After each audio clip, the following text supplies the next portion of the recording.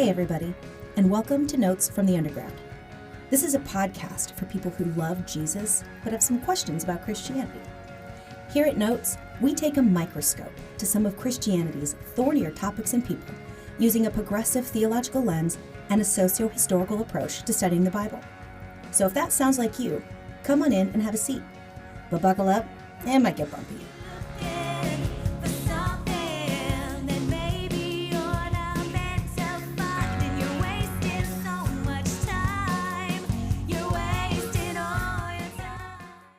Folks, welcome back to the Burroughs of Berea Notes from the Underground. This is a podcast where we take a microscope to some of Christianity's thornier topics and people.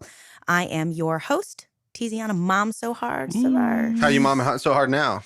I'm hungry. I offered you some hummus. I know, and I said no, and I'm not even sure why. And in my mom way, I was like, "Here, you want some?" I should have said yes. I don't know why I didn't, but I mean, that's just bar? when I'm momming so hard by being hungry because I'm sustaining a whole other human being. I have some Lunchables. Yeah, well, we're gonna eat later. Oh my God, apparently snacks. We're just like very yeah, and apparently everyone but me has them too. Like that's exciting.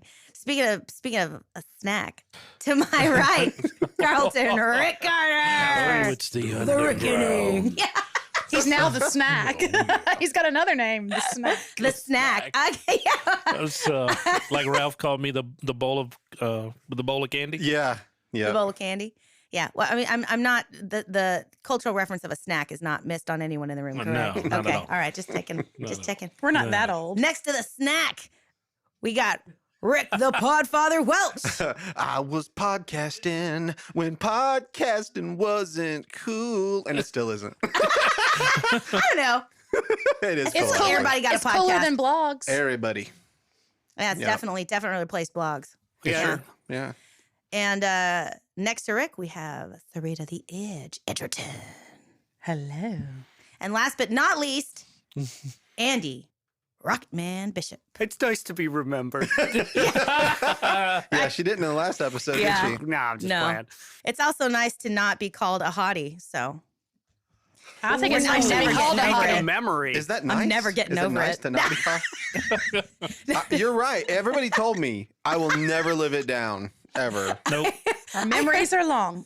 I missed the Josh Sexton testimony, and I was glad I got a chance to listen to it. But I heard you gals giving Rick a hard time. Yeah, busting my chops. In the post podcast chitter chatter. It's really funny. It's something that I enjoy. And it was good that I Billy Candy Kimsey wasn't here for that one because two hotties in the room at the Would've same gotten time would have ignored. been, yeah. Yeah, He'd have been felt. Would have been a double whammy. Jeez. You left me out, so I'm not hot. Chop liver. Well, I we are. mean, it is Two part of hotties Billy's in the like room. That's right. identity. That's you know, nice. It is Yeah. their identity. You did talk about how good looking he Technically was. speaking, I'm hot in regard to temperature. Like my back is sweating right now. And Rick was the Carter. The third was talking about how cold it was in here. And I say, if you touch the thermostat, I will punch you in the throat. In the throat. She throat punches around here. throat punches. Look at Andy with that straw in his mouth. Was that a stick? There's Yeah. a coffee stir. I'm anticipating. It looked like when a my French Virginia press is Slim ready. from like Ew. 1960, you know? Andy's in there with his French press. I thought he was So channeling fancy. his inner Jesus from The Chosen. Oh, yeah, where he's chewing on a piece of By the way, straw. I'm halfway through the second season. Are I'm you almost loving there. it? It's so good. I It need really to start is. it. I've been meaning to start it. What service does it stream on? Amazon Tiziana? Prime. Yeah. I cannot believe that you have not seen. You are going to absolutely love this show. I know. You I know. are going to love it. I just don't watch TV. You gotta watch this. Episode 1 of season 1. Just watch it. Oh, man. And when you do, Yeah. you will not be able to stop. I know I won't. It's on. What is it on Prime? Amazon about Prime has Mary- the first 2 seasons, but they have an app that you can go get the third one. Oh, okay. Yeah, fine. Well, I'll Number start 1 from one. Yeah. is about Mary Magdalene. You're going to love Get it. out of here. I know I'm gonna. The thing is, I believe it's shut the front door. no. Well. Yeah, but I want you to get the out of here. It's not the same. It's Then not shut the the same front door. request. No. I want to watch it. It's one of those things. I'm as a stay-at-home mom. 2 things. Number 1, I feel a weird sense of compulsion to work as hard as I know my husband's working outside of the home. Mm-hmm. But then I get angry and frustrated and bitter because his job technically ends when he walks in the door, but my job continues. I don't sleep. Yeah. My job's never over. Never. So the Lord's been working on my heart and working with me on learning how to take a break. The dog and cat are Greg is absolutely mutilating Cooper in there. It's hilarious. Yes. And those are cats and dogs, not humans. Yeah, it's not a dog and pony show. It's a dog and kitty show. Greg and Cooper fight sometimes. It's really cute. I have a couple of videos of it. Yeah, that's good. But that's one of the things the Lord's been working on my heart with is like I have this role as the stay-at-home parent. And regardless of your gender identity, if you are the stay-at-home parent, chances are the cooking, the cleaning, the laundry, it all falls on you. If you are the breadwinner? If you are the also on top of the stay-at-home parent, if you are also breastfeeding or chest feeding your child, it's like it is a never-ending onslaught. And I find this bitterness that kind of creeps in, about how like my brain can never take a break because it's not just the physical load of being the stay-at-home parent, it's the mental load. When is my kid's next pediatric appointment? Are we out of toilet paper? Did I put that laundry in the dryer? It's like I can't even sit on the couch and watch Ted Lasso with my husband and not be like, wait a second, I got to, I'm making chicken stock right now from chicken bones because I want to make chicken and dumplings when I get home. Did I make sure that you get up and turn the Instant Pot on? It's a never-ending onslaught. So what the Lord's been working on with me on is to, this is so bizarre that you say this, the Lord's been telling me just sit down and watch a TV show in the middle of the day. Yeah. Because that's something I don't let myself do. Mm-hmm. And he's like, you have to learn how to carve spaces of breaks out for yourself. Because, like, for example, most people, the weekend is when you stop working. The weekend is when my work gets the most intense. That's when there's the most cooking because everybody's home. That's when there's the most laundry. There's the most picking up toys after everyone goes down for their nap.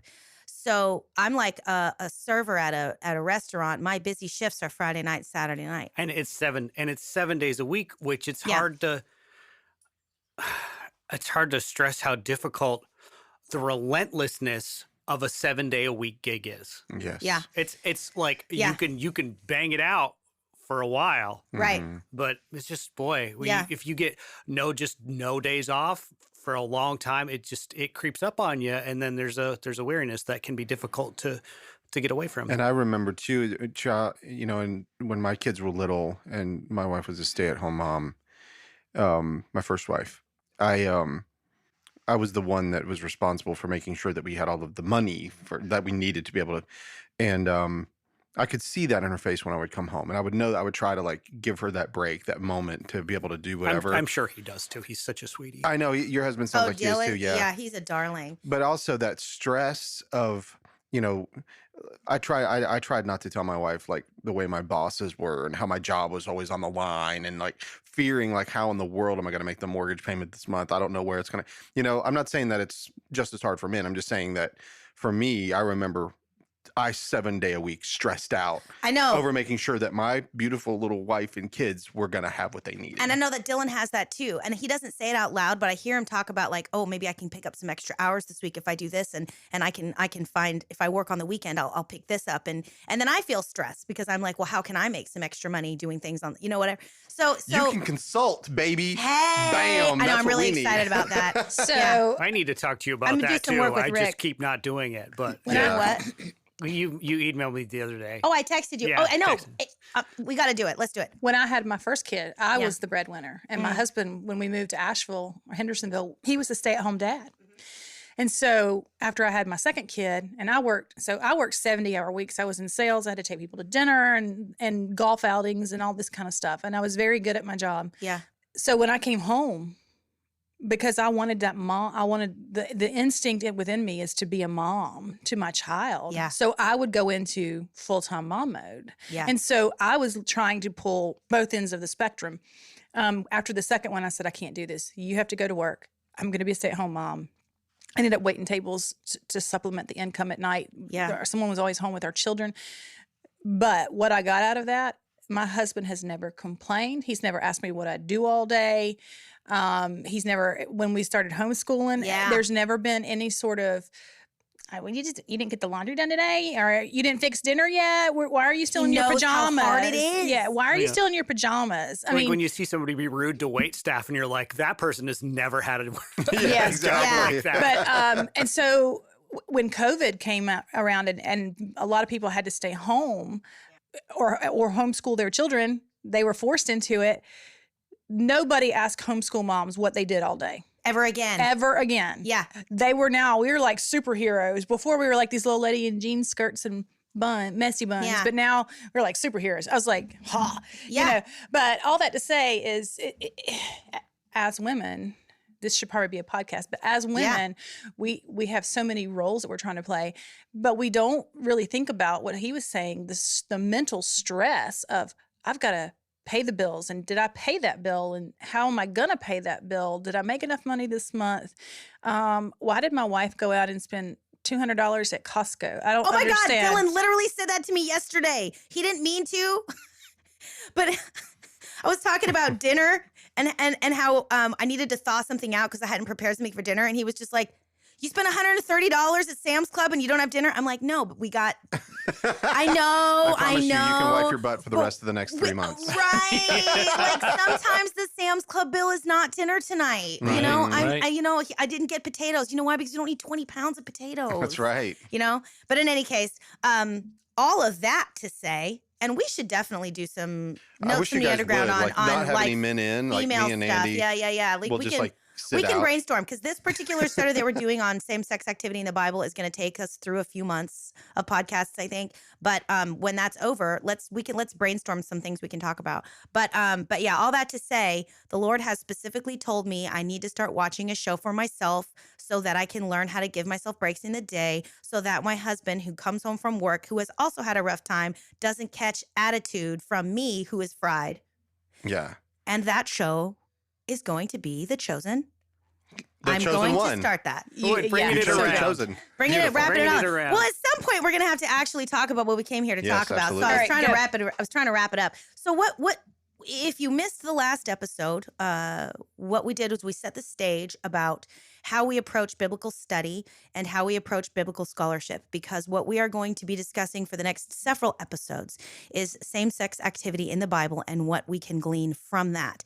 A real quick note on why I choose to say same-sex activity rather than homosexuality, okay?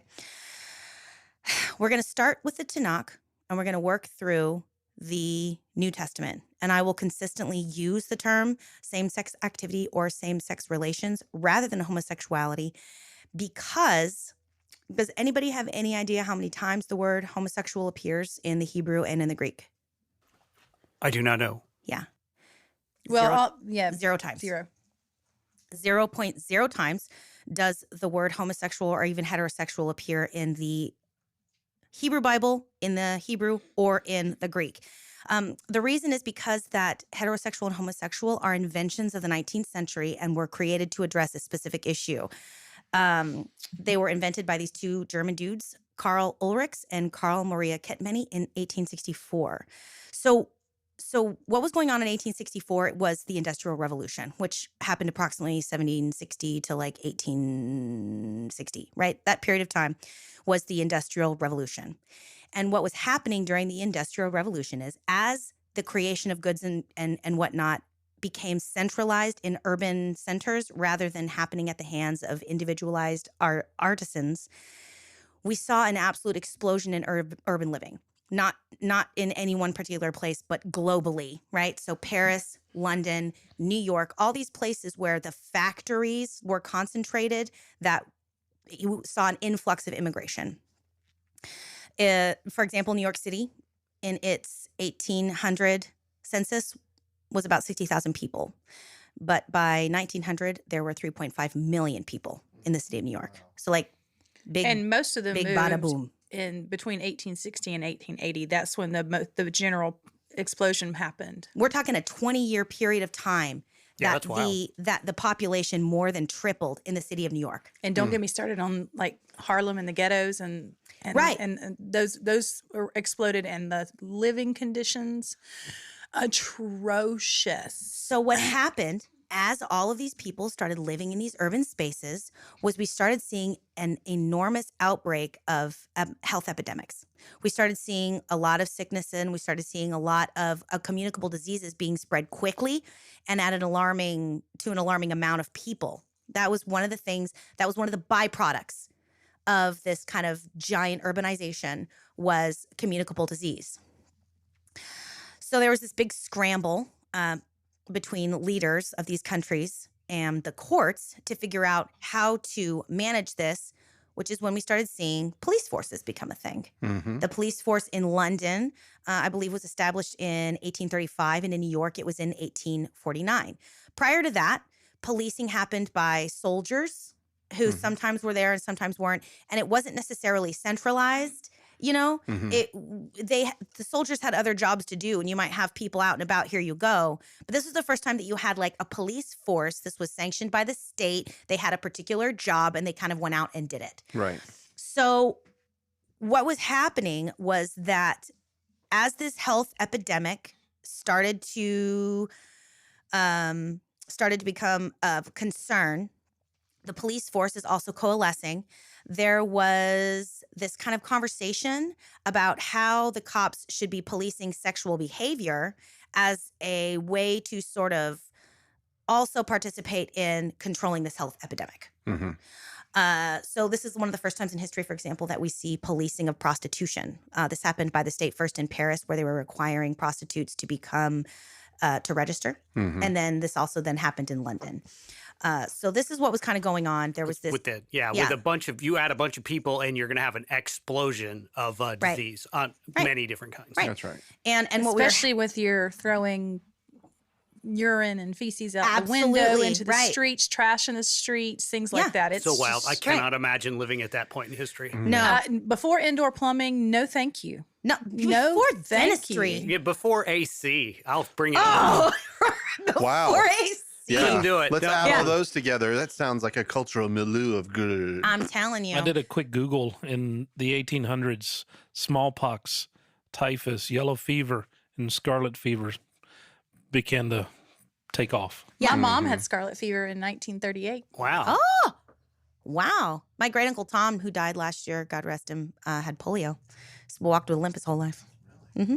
Wow. Yeah, it's crazy. So we started seeing this giant leap, and as part of that, the policing of sexual activity also became codified in a lot of places as part of that desire to sort of cut down on these communicable diseases.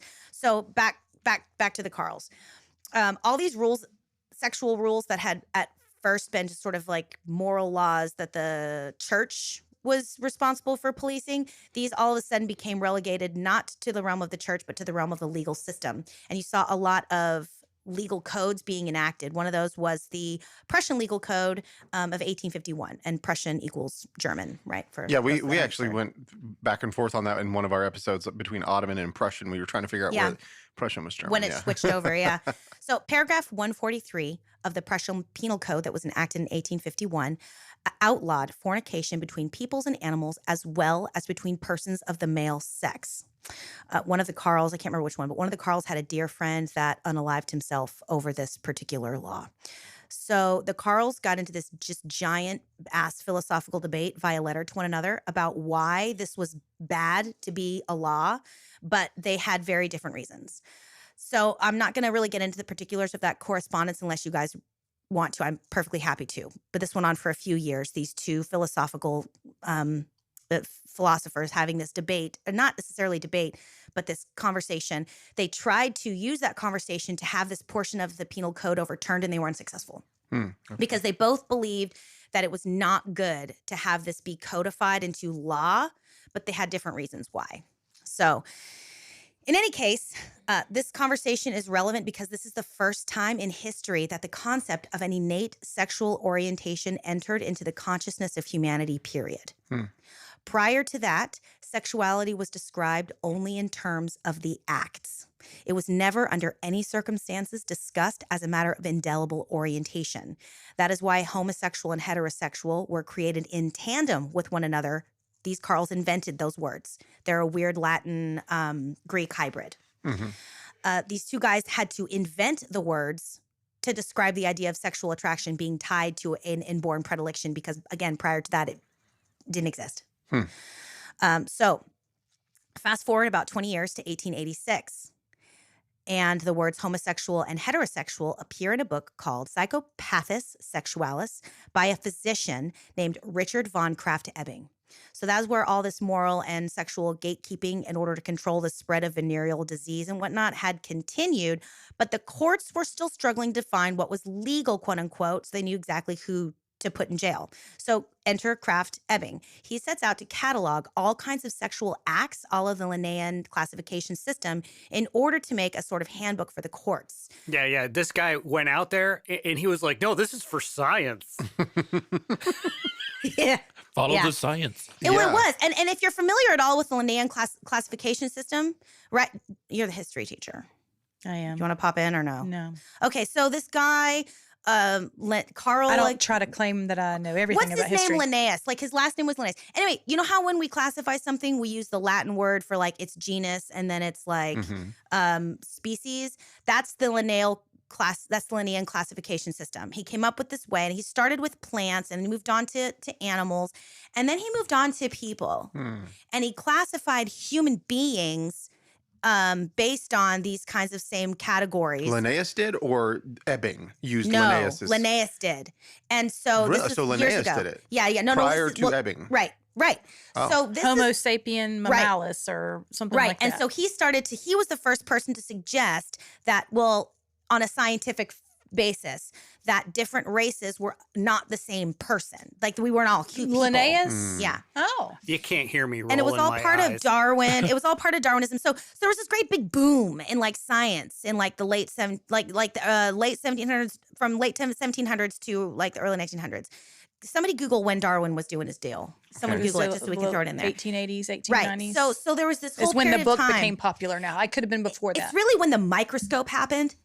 People started going, holy shit, there's a lot more going on here. And like science and like the science of the mind. And that's when, Karl Marx says God is dead, because science started to replace the explanation of things, started to replace the mystery of God is what that means. And so there was this whole explosion of let's classify things and let's put things in their boxes, including things that don't belong in boxes, like human people. So in this same style, this was what the du jour conversation looked like. Along comes this doctor, Richard von Krafft-Ebing. And in that same style of classification, he sets out to classify sexual acts, give them names, put them in categories, do all of this stuff. Because part of that, and did you find it? Did you Google it? Yeah, the theory of evolution by natural selection was first formulated in Charles Darwin's book On the Origin of Species, published in 1859. Right. Do me a favor. Figure out when the Linnaean system of classification was popularized. So let me posit this thought for you, because it does go to where we're going eventually in this study. Yeah. I don't teach my kids that we are part of the classification system, because I believe that we are created in the image of God, and thus we are different. However, when you start putting people in those boxes with the mammalis, Homo sapien, whatever, the classification, genus, species, whatever, it makes it easier to dehumanize people and put them in subjugation. Yeah. Because when we dehumanize them, and it was going on way before the origin of the species. Yes. It was going on way before that, because people have dehumanized other groups of people from time immemorial. Bartolomé de las Casas was a Catholic priest who fought for the humanity of the discovered peoples in America. And he had an actual fight with a guy named Sepulveda. It was a papal bull that they had an argument, and it was a discussion. And Bartolomé de las Casas was like, no, these people are people. And this guy was Bartholomew like, no. of the houses is what That's right. translates to. Yes. And Sepulveda was like, no, they're not. They're objects because they're not Christians. So they are therefore not real people. But this was going on Before so that was Jesus, even, like that was in like the 1400s. People have enslaved other humans since time immemorial. Yeah. And classifying and saying who deserves humanity. Go back to Cain and Abel. Absolutely. He dehumanized his brother Yeah. and thought more about the sacrifice. And it's easier that it's in order to kill somebody, you have to put them in a box where you're like, goes back to what Rick said about pacifism when we got into that. You aren't one of me. You aren't one of me, so you must be destroyed. You deserve it. Not just you must be, you deserve it. It's not even necessarily that you deserve it. It's worse than that. It's because you don't matter. That's right. Yeah. Because you're not human. You are subhuman. Did you find it, Rick? I may have the spelling wrong right now, so. Leann. I mean, we're not too far removed from the way that white people treated, African Americans. That's exactly right. That was part of the lineal classification system. I mean, yeah. Whether it was church or science, they were going to be enslaved, regardless of the way you looked at it. So what's happening? It was Carl, right? Huh? Carl? Yes. 1735. Right. Wow. So we're talking about this is it's about 100, but it's about 100 years. It's this period of time where there's this massive explosion in like thought and science and investigation. I mean, I think it's that the Age of Enlightenment. The Age of Enlightenment. This is when they figured out that like germs during surgery were like killing women in childbirth and people on the battlefield. So they started like using Listerine to wash their hands, right? That wasn't until the early 1900s.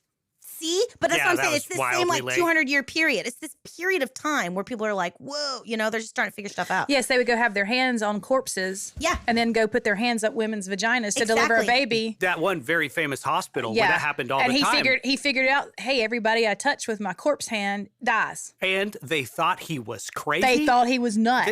Wasn't he basically ostracized from the profession? He was until he wasn't. Yeah, okay. So I can't even get into that because I'm going to start bawling. So all these babies were dying? No, women were dying. And the babies, yes. And the babies in childbirth. Because whatever this particular hospital was, they handled... It was in Boston, I think. Yeah, they did corpses. They did the study of dead humans, and they did childbirth. And they wouldn't wash their hands. They would go and deliver babies.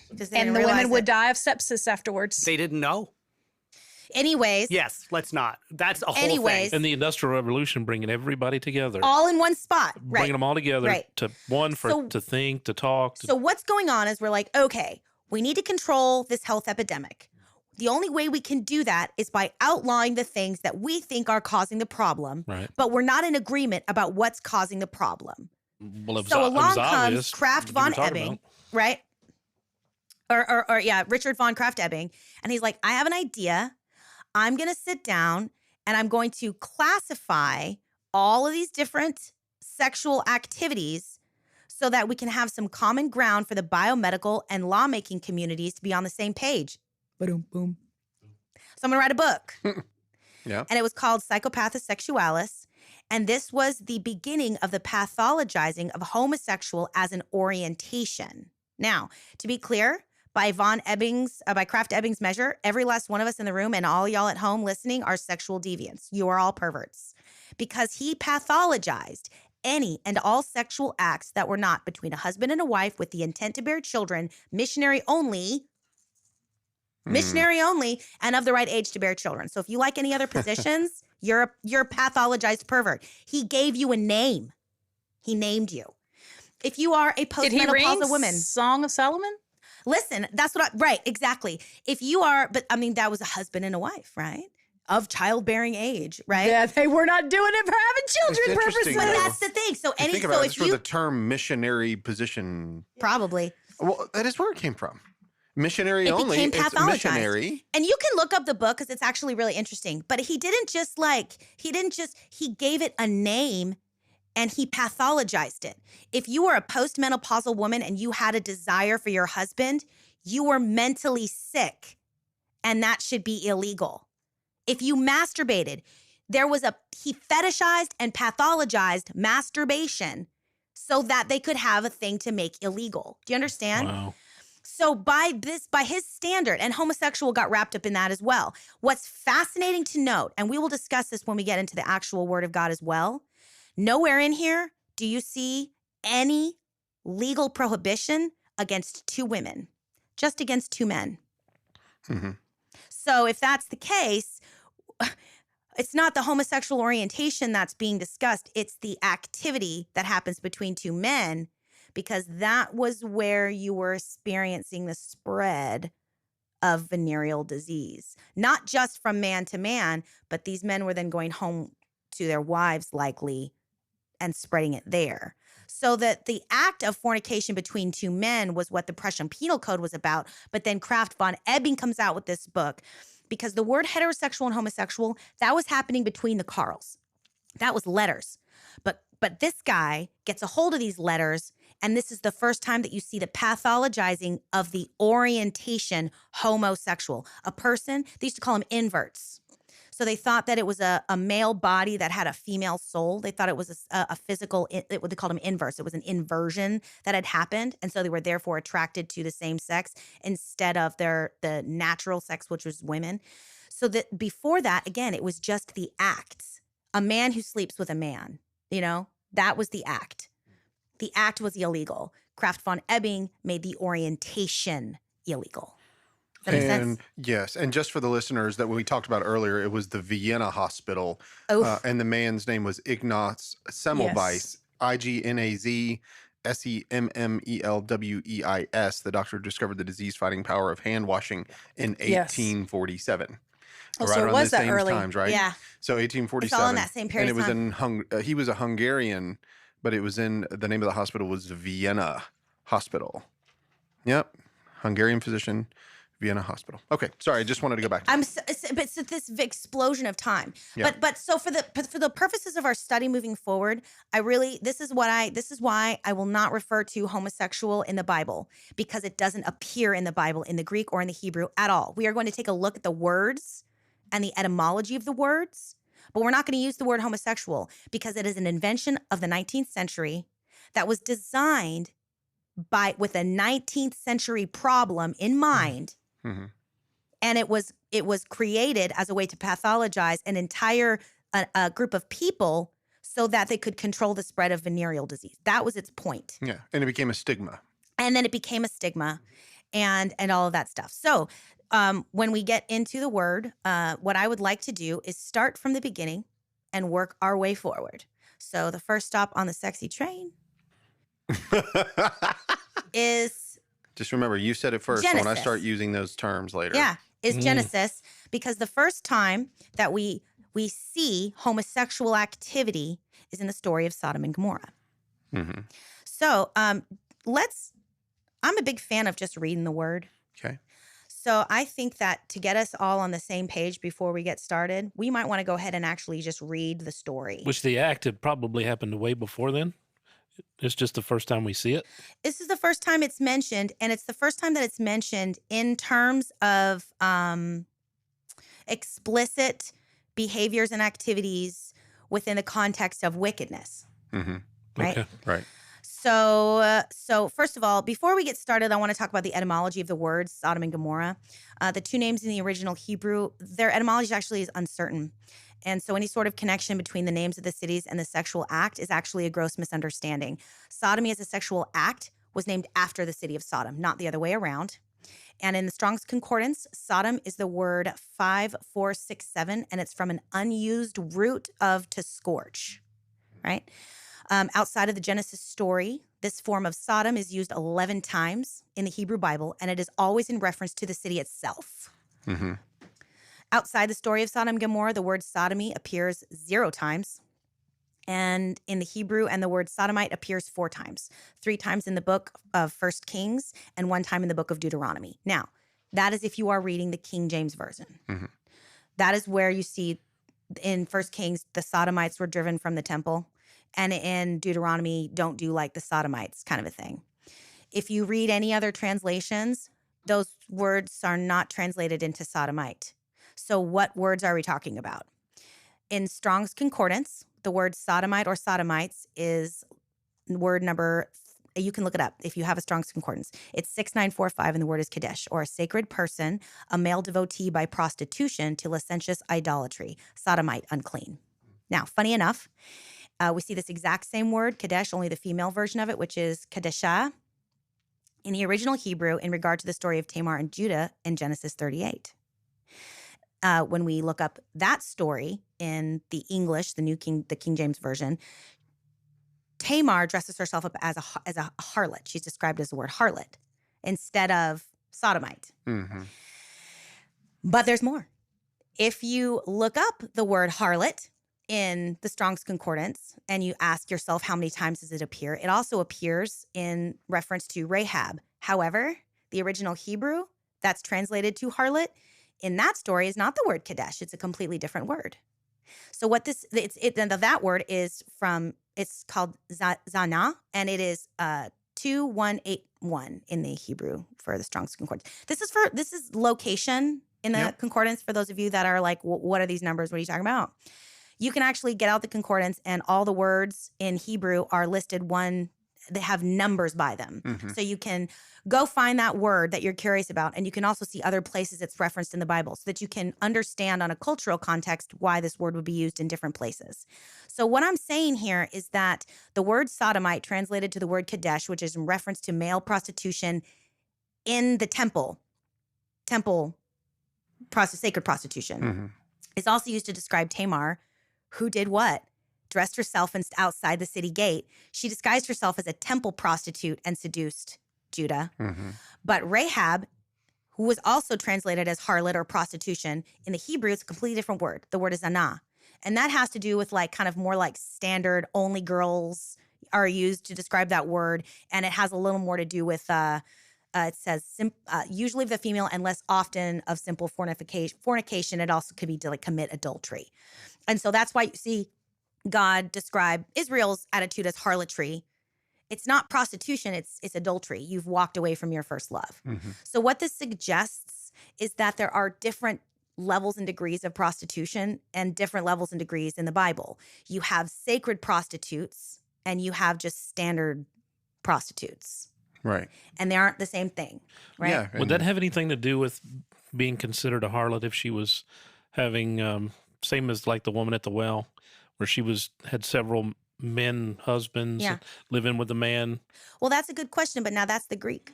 Right. So we'd have to look at a completely different etymology. Well, I meant the same, for Rahab, would it be that she was just living with men but not married to them? Possible.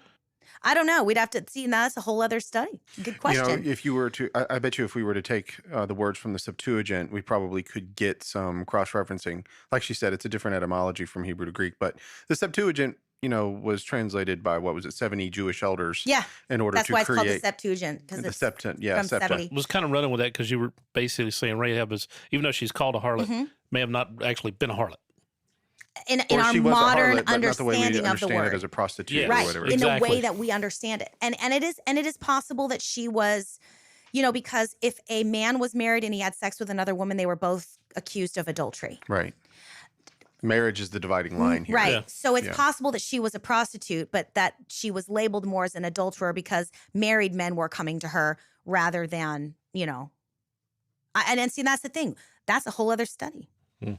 We can dive into that if we like. That's a thornier topic for later. That's a thornier topic for another time. But what I'm trying to get at here is I'm trying to explain the way that our modern and current understanding of the let's be frank, of sodomy as butt sex. Yes. Right.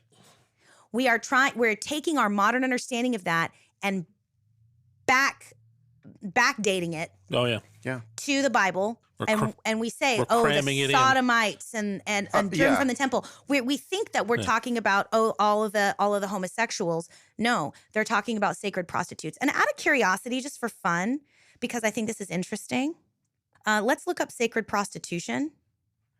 Well, while you're doing that, I was going to try to also say one of my favorite movies of all time is The Shawshank Redemption. Oh, I love that movie. And if you remember the warden, how he says... It's so good. It is so good. And the warden, when he gets upset with Tim Robbins' character, he says, "I will cast you down with the sodomites." Yep. Yeah. And which means these were the men that raped other men in this prison. Mm-hmm. And so that's the modern understanding of the word. He's using it. Now we're taking that word, we're going back, reading the Old Testament in 1 Kings and seeing sodomite. Yeah. And we're thinking of what that dude said.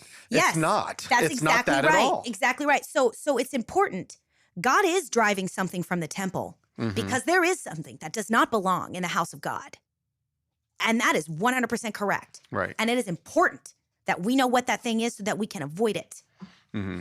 But what is important to avoid is sacred prostitution, either between men or between women, because they both existed. Mm-hmm. So what is sacred prostitution? Let's read the Wikipedia article. Sacred Because prostitution. you can trust that. Wikipedia. I'm just kidding. It was just a joke. But I think it's just important, right? So sacred prostitution, temple prostitution, cult prostitution, and religious prostitution are purported rites consisting of paid intercourse performed in the context of religious worship, possibly as a form of fertility rite or divine marriage. Scholars prefer the term sacred sex or sacred sexual rites in cases where payment for service was not involved. The historicity of literal sacred prostitution, there's our favorite one. Love it. Yep. Particularly in some places and periods, is a controversial topic within the academic world. Historically, mainstream historiography has considered it a probable reality based on the abundance of ancient sources and chroniclers believing its practice, although it has proved harder to differentiate between true prostitution and sacred sex without remuneration. However, since scholarship in the 21st century has challenged the veracity of sacred prostitution as a concept, so blah, blah, blah. But in the ancient Near East, societies along the Tigris and Euphrates rivers featured many shrines and temples or houses of heaven dedicated to various deities. So this, in Sumner, it's talking about where that was. In Babylonia, it's talking about where that was. So within the context of the ancient Near East, sacred prostitution, we have vases from a Mesopotamian goddess of sex and fertility.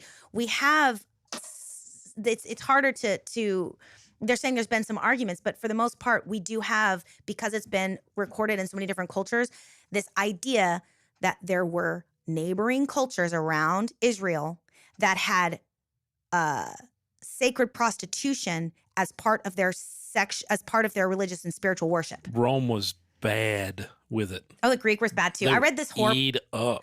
There was this one story where in the worship of Aphrodite, all Greek women were required to have sex with a stranger at some point in their life as a form of worship to Aphrodite. So they had to, as they became of sexual age, submit themselves to the temple of Aphrodite and just wait for some rando to pick them. And then they could consider, History is wild. Yeah.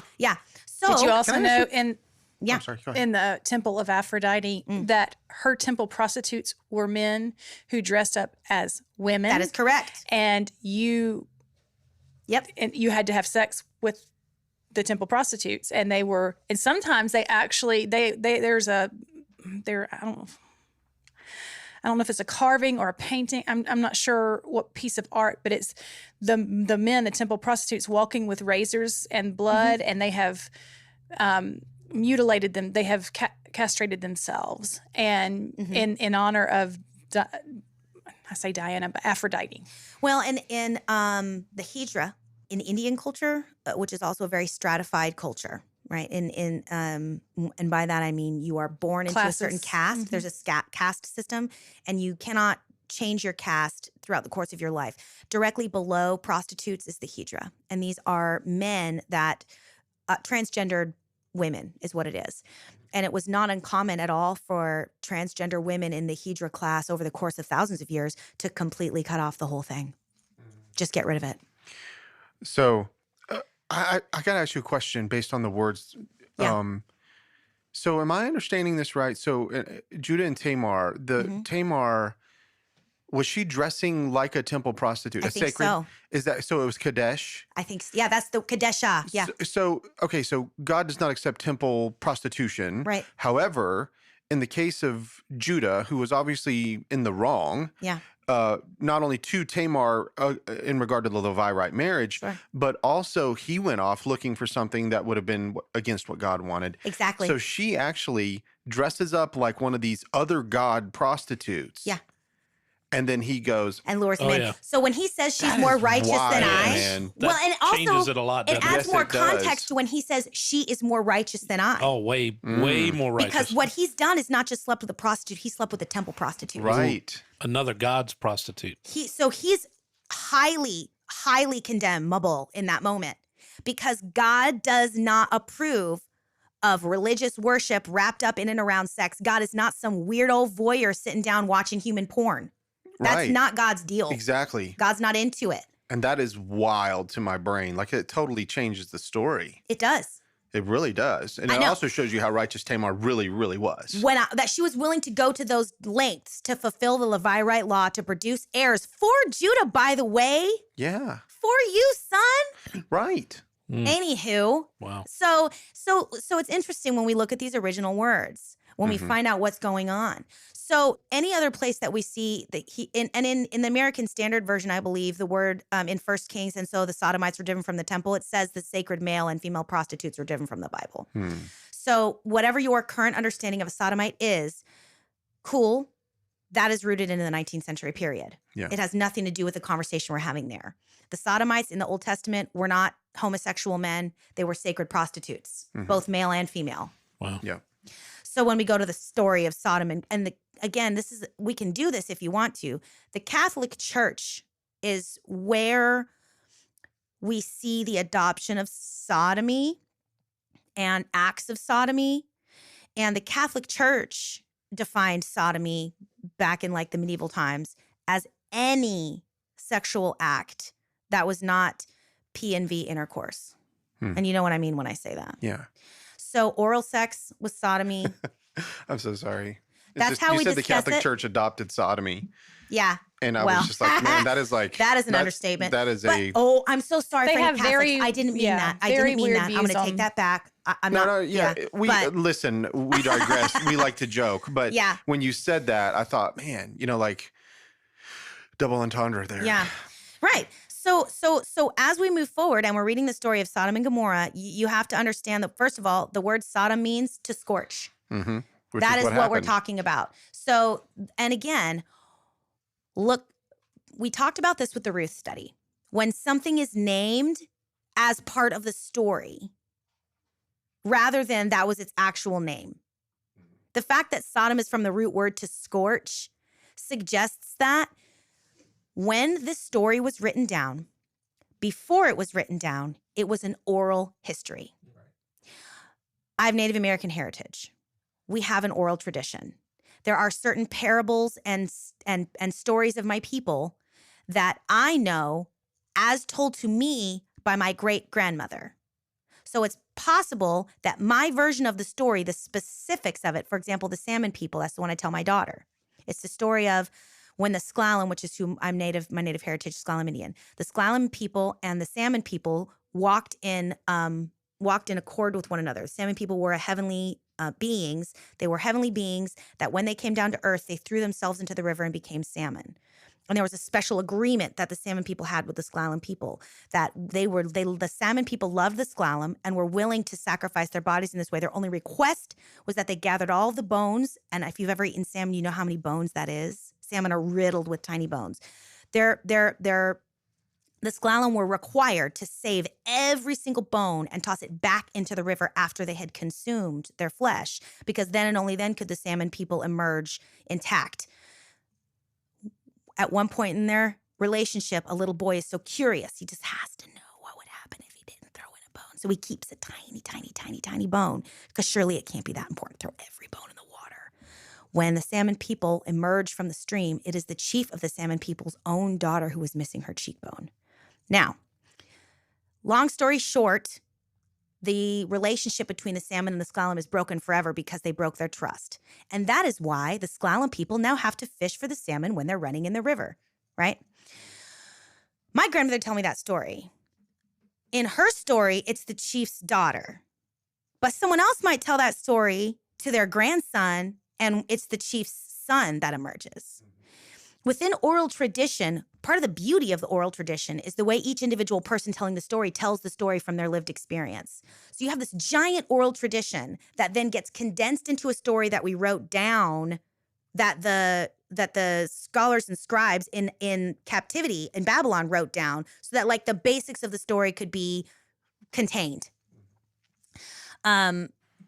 So you got to keep that in mind too. I do it myself. You just said it yourself, like with your story. I do it. When I told my kids stories, I would change whatever I needed to get the point across. You know what's really funny? When I tell my daughter the story of the story of Rumpelstiltskin. Yeah. At the very end, when she's crying for some aid because she wants to know the man tells her, if you can't guess my name, I'm gonna take your kid. When I tell my daughter that story, an angel of the Lord appears to the queen and says, I see that none of this is your fault. And God is a God of the brokenhearted. So God has sent me to tell you the name of that little man so that you can have power over evil. See? We do it all the time. We do it all the time. We do it all the time. When I sing her Jesus Loves Me This I Know, I say because my mama told me so instead of the Bible half the time. Because she can't read. And so when she gets older. But so I'm not suggesting that the story of Sodom and Gomorrah is not factual or whatever. What I'm saying is it's a larger tale of a people that's condensed down into a version that we can understand. Lord of mercy, it is already 12:27. Well, here's what I'm going to do. You guys keep doing it. I'm going to bow out and go get her lunch, and then I'll come back in. And if it's still going on, I'll jump back in. Yeah, because I want to get through this. Yeah, man. Do your thing.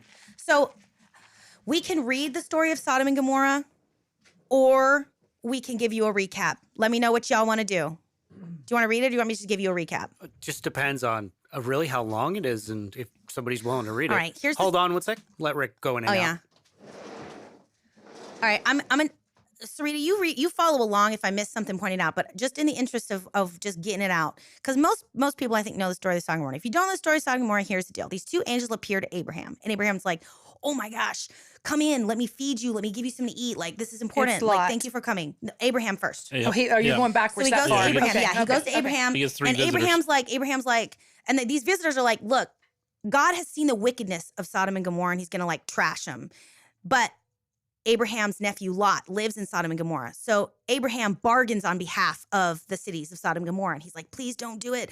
If I can find 10 righteous people, and then if I can find 5, and then if I can only find 1. And basically, because there are no righteous people in Sodom and Gomorrah, their fate is sealed because of their quote unquote wickedness, So these angels then go down to the city of Sodom and Gomorrah. Now, Sodom, historical archaeological evidence has suggested that we're talking about a pretty small city about the size of 1,000 people.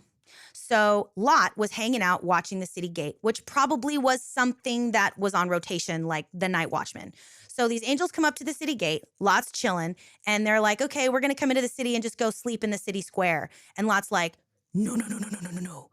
Don't do that. Come home to me and my family, please. And the guys are like, dude, it's no big deal. We'll just go sleep in the city square. And he's like, no, please come home with me. So they go home with them. He feeds them a meal.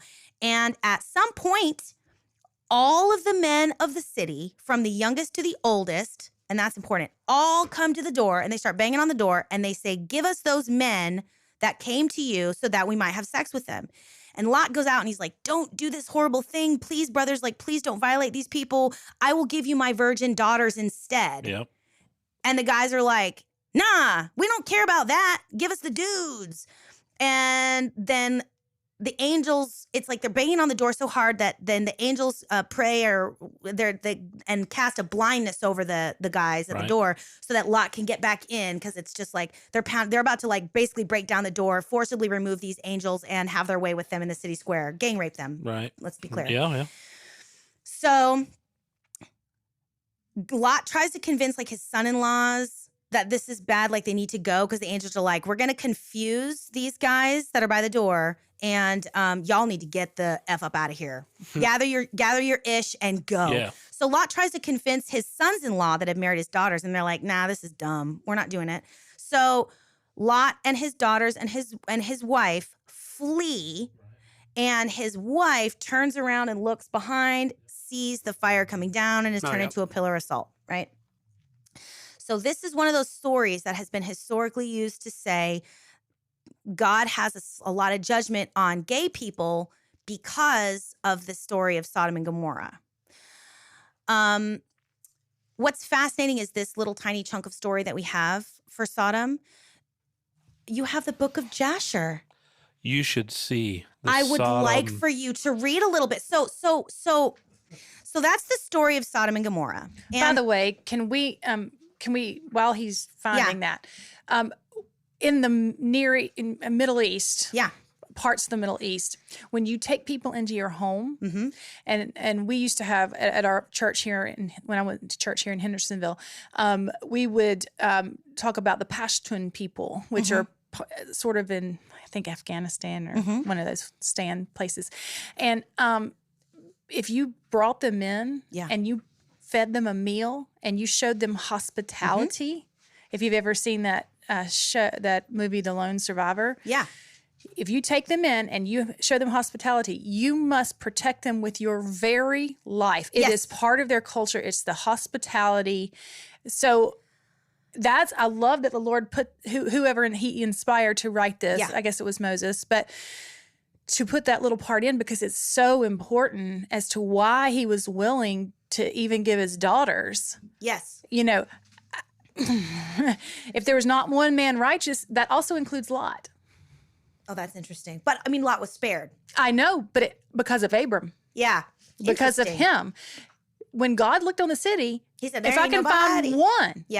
Not Lot, not Lot's wife, not his two daughters, not his sons-in-laws, whatever they mentioned. That's a good not point. one That's person was found righteous, which means Lot was either part of this group at some point doing the things they're doing, or he was done the things that they done.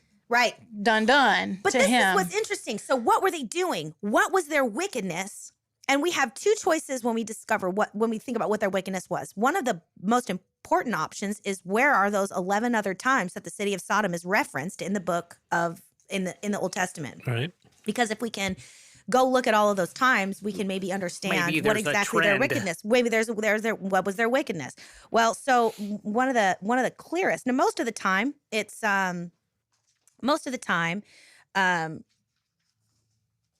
we're going to look up Ezekiel's what we're going to do. But most of the time when Sodom is referenced, it's like, and I'm going to do this, you guys are doing all this stuff wrong, Israel. You're worse than Sodom. And so it's like, it doesn't really give us as many clues unless you really read the previous chapters and figure out what was going on. But one of the most fascinating examples of the sins and wickedness of Sodom comes from Ezekiel. We're going to go there together. It's Ezekiel 16, 46 through, we're going to read 46 through 50. So Ezekiel 16, I'm opening my actual physical Bible because I am that nerd that likes the paper. And I'm going to read to you all now. I forgot mine. I love my Bible, but I'm just going to have to use the app. We're going to go ahead and read verses 46 through 50. And now I'm reading the New Revised Standard Version, okay?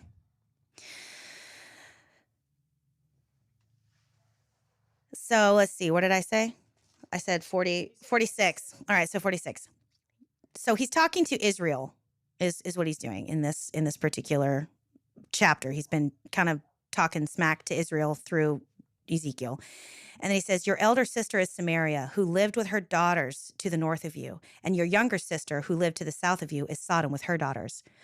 You not only follow their ways and acted according to their abominations, within a very little time, you were more corrupt than they in all your ways. As I live, says the Lord God, your sister Sodom and her daughters have not done as you and your daughters have done. This was the guilt of your sister Sodom. She and her daughters had pride, excess of food, and prosperous ease, but did not aid the poor and the needy. They were haughty and did abominable things before me. Therefore, I removed them when I saw it. So, when we read other extra biblical sources, there is so many horrible stories about the people of Sodom. They would do things like when the angels were like, "We'll just go sleep in the city square," the book of Jasher records. Do you have that story about when the beds? What would they do? They would go into the city square, and if the people were taller than the bed, they would try and squish. They would cut off their feet so they would fit into the bed. And if they were too small for the bed, they switched them around. If you were a beggar and you asked for money, people would actually kind of scratch their names on a coin. And if you tried to buy food with the money you collected as a beggar, and the person you were buying food from saw that it had been a scratched coin, they knew that you were just a filthy beggar and they wouldn't sell you the food. Was that to be the mark of the beast? Maybe. But they wouldn't sell them food. And then when that beggar died from starvation because nobody in the city would feed them, then you could go to that dead body and reclaim your coin. They were so selfish They did not. And if you look at God's laws, I have this phenomenal book here called the Quran Tanakh of the Land of Israel. So this is the Tanakh. This is the whole book of Israel, or the whole book of Leviticus. The one I brought in today is the book of Leviticus.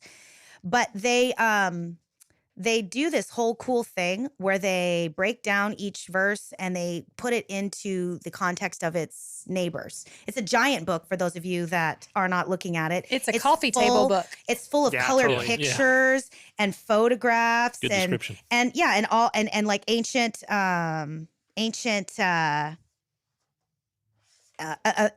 archaeological evidences and things like that. And one of the things that I read in here recently, which I thought was really fascinating, had to do with when we were talking in Ruth, we talked about gleanings in the field.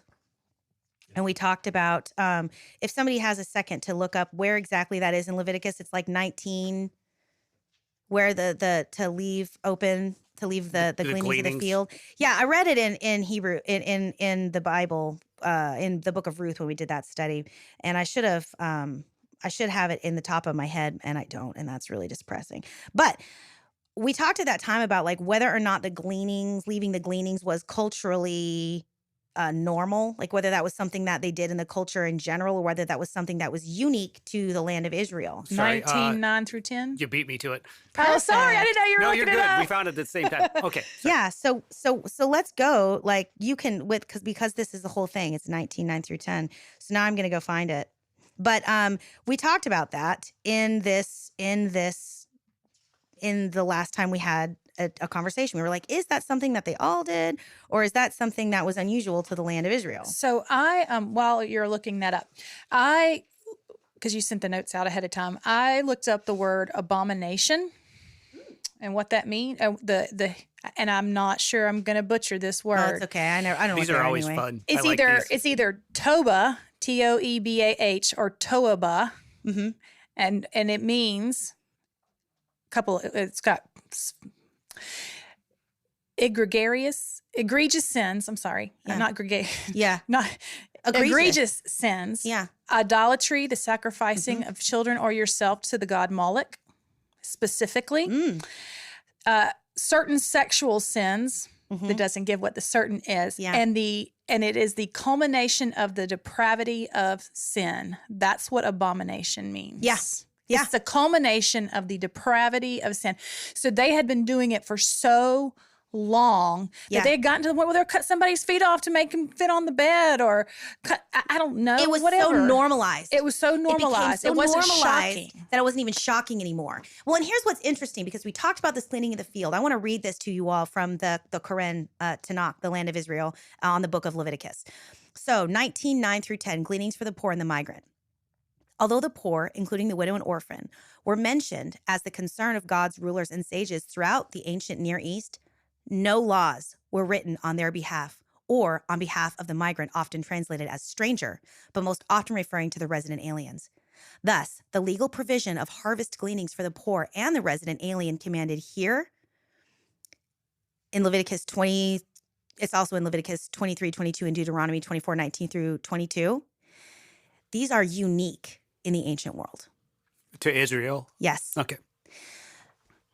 The God of Israel gave a lot of fucks about caring for the poor, the stranger, the migrant, and the alien. Hospitality, offering food and water to anyone that came to your door, was a huge part, not only of how God, the God of Israel, wanted you to worship, but how he wanted you to treat one another. What's interesting is when we were talking about Sodom, one of the biggest things that saved Lot, because he was in the city. Yeah. And the story in Jasher, Lot's family is saving a poor person from dying. Yeah. They're starving, and they're secretly giving them water and food. Yeah. And so much so that the people are expecting that person to die, and he doesn't die. He actually gets better. You got to do that in secret, though. That's the kind of place we're talking about. Exactly. So and that's one of those things we talk about God to see in our heart. Yeah. Where our heart's at. Yeah. And that would be the reason why Lot was able to get out of there, because of his heart condition. And he saw when the angels came to him, he immediately offered them hospitality. Yes. Because he didn't want them to be abused by a city whose culture of depravity, which was an abomination, lack of hospitality, greed, a general culture, overall disgust for the poor and the overlooked, had become so cemented in as normal that even to secretly bring this beggar food and water. Now, the book of Jasher is, so outside of the Bible, these are other Jewish stories that exist. And because they, like oral traditions, have different various... They do. They're not canonized as part of the word, but these are cultural stories that the Jews would have already known in their mind. So when they read the story of Sodom and Gomorrah and their wickedness, they had all these other stories about who the city of Sodom was in their mind when they read that story. And that's one of them. But I mean, I would say my tradition has at one time had no clue of all that to add context to it. No, it didn't. No. Yeah, I've never. I had to look for it. Sodom and Gomorrah, I had to look for it for the sake of this study. I had to look for it. Well, you got your phone up, Sarita. What you want to say? Oh, nothing. Oh, okay. I thought you had reading something scripture to add. Yeah. I was reading scripture and I'm kind of watching my daughter play ball too. Oh, so the wickedness of Sodom is absolutely their lack of charity, their greed, their hoarding of resources. I mean, the book of Ezekiel tells us specifically what the sins of Sodom were. Now, when she through the abomination, right? Abomination, some sexual sins. The compounding of everything, though. Make no mistake, the city of Sodom had a sexual sin. Absolutely. But let's look at the text. Every man, from the oldest to the youngest, was banging on that door saying, "Give us those men." Yeah. They did not say if they're okay with it, if that's all right with them. I mean, they were going to trample a lot. They were going to trample a lot to get at these men. Now, thank God the angels had the power to. Yeah. Just on a demographic level, it would be impossible for the city of Sodom to even exist if every single man from the oldest to the youngest was a homosexual married to a man. That would be impossible because there would be no children. Right. These were not homosexual men. Right. These were straight men with wives that were coming to Lot's house to gang rape those visitors in a show of dominance, power, and control, which is what these kinds of sexual acts, as documented throughout the entirety of history, represent. Everybody knows that our wording, because I can't keep saying that word, it breaks my heart. Our wording is less about sex and more about power. When you take sexuality from a person, it is an act of aggression. It is not an act of sex. This is a common interpretation of sex of sexual assault that we know now, right? We talk about this a lot on a psychological level. It has more to do with power and control than it does about actual sex. And that was true in the ancient world as well. Because the concept of a loving, connective, homosexual relationship didn't exist, the only contexts wherein we see homosexual activity, especially between men, it has to do with temple worship, but most importantly, power and control. So the sins of Sodom and Gomorrah were the sins of uncharitability and the sin of sexual assault. The sins of Sodom and Gomorrah were not inherently the sin of a homosexually oriented person engaging in a loving, consensual relationship with another man or woman, between women. And they were so bad that even today, this many years afterwards, we're still bringing it up. Yeah, they were so bad. But what the lesson we are to take from how to not behave like the city of Sodom and Gomorrah, again, especially according to Ezekiel 16, where it's specifically laid out, we are to be charitable. We are to invite in the stranger. What did Jesus say in Matthew?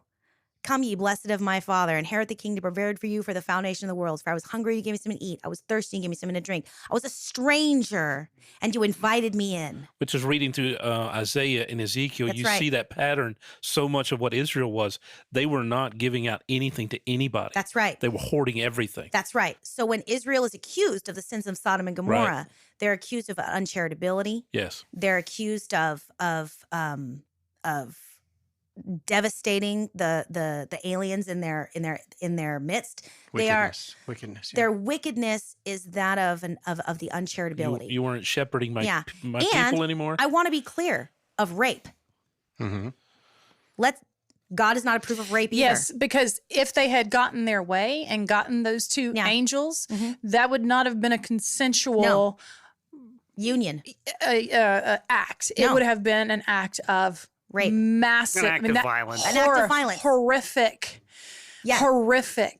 violence with the numbers of people that were crushing Lot. It killed the Shunammite woman. That's right. I forgot about that one. Yeah, she was also R-worded. It kills a gang rape.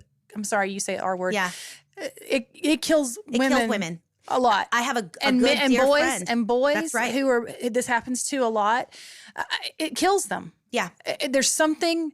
The R word just destroys your soul. And sometimes for some people, the will to live, they just, I don't think they, as you call it, unalive themselves. Themselves. I think they just give up the will to live, to continue on. This story of Sodom and Gomorrah paints a very clear picture about the heart of God and God's deep disgust for rape. Deep and abiding disgust for rape.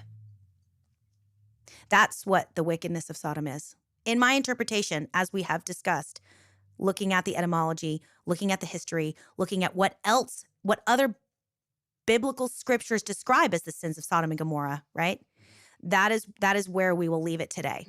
Our examination of the story of Sodom and Gomorrah and what their wickedness was, what their abomination was, and how we can honor God and honor the word of God by not being like Sodom and Gomorrah. We are going to be kind, we are going to be charitable, and we are not going to rape. Is it okay if I add something in this conclusion? So Jordan Peterson, whom a lot of people know, in respect or don't, whatever, he said that the Bible of its time was the metaverse, the way that we look at the metaverse today, right? So all of the combined information that comes through society comes from, we believe, the internet mainly is where we're getting it from. Some books, of course, but the Bible, because it was such a powerful book over the entire world because of its, being driven around by the church for so long, that it was the metaverse of its time. And so a lot of our languages, a lot of our, they all come from this biblical thing, this one treasure trove book. And so I can already tell as we go through this story, you're going to find out that a lot of the things that you thought you know, you don't actually know. And I've learned that today. I mean, that's several things actually today, but no, that's good. Very good. All right, folks. Well, this was a tough one. Like we've said, the next 3 or 4 probably are going to be, because it took us 2 full episodes just to do an introduction and get through the story of Sodom and Gomorrah. Next on the list is Levitical law. Get ready for that Everybody's favorite. Listen, it's my favorite. I'm weird. Yeah. I'm weird. That's why I bought this book. Y'all, listen, go home. If you're at home listening to this, Google the Koren, Koren, Tanakh of the land of Israel. Google it and look it up. It's a publishing house. It's an Orthodox Jewish publishing house, because if I'm going to study the Jewish culture, I probably ought to study it from the Jews. And it is really cool because that is the front of the book, but it's turning like a Hebrew book. That's right. That's so cool. This book reads. Do you have to read it from upside right down? to left? No, but you open it from right to left, because that's how the Tanakh. That's how the Torah. I wondered why you were turning weird. I was like, why is she going that way? It's in line with the way that the Hebrew people recorded their own language. And so when you open this book, each page has the original Hebrew on top of the English translation. And it's the English translation the way that the Hebrews translate their own language into English. So do you have that for every book? Well, they only have, I went and bought the land of Israel, but I think they have 3 so far. They have the book of Leviticus, the book of Exodus, and maybe the book of Genesis. I'm not sure. I don't think they do, because I would have bought all of them if I could. I think it's just the book of Exodus, the book of Leviticus, and maybe Deuteronomy's next. I don't know.